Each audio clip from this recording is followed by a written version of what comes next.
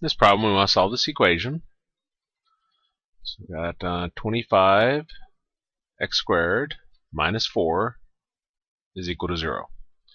Now we're going to use the zero factor property, and it says get 0 on one side, which we have, then factor the other side. Well, this is a difference of two squares. We got two terms with a minus between it. So we're going to try to write it as something squared minus something else squared.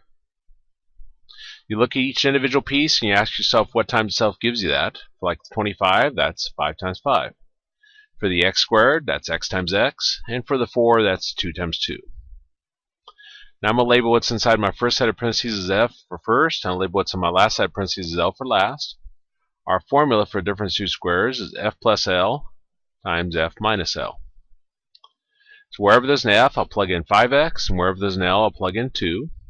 So this factors as 5x plus 2 times 5x minus 2 equal to 0. Okay, and now we're ready for the zero factor property. Zero factor property says you get 0 on one side, you factor the other side, you're going to set each factor equal to 0. So we'll set 5x plus 2 equal to 0, and 5x minus 2 equal to 0.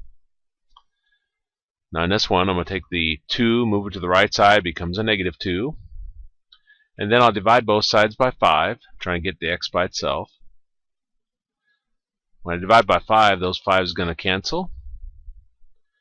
And we get x is equal to negative 2/5. Now in this one, we'll take the negative 2 to the right side. Anytime you take anything to the other side, the sign changes. Then we're going to divide both sides by 5. And those 5's cancel.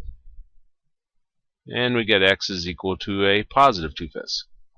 So those would be your answers. Negative 2/5 and positive 2/5.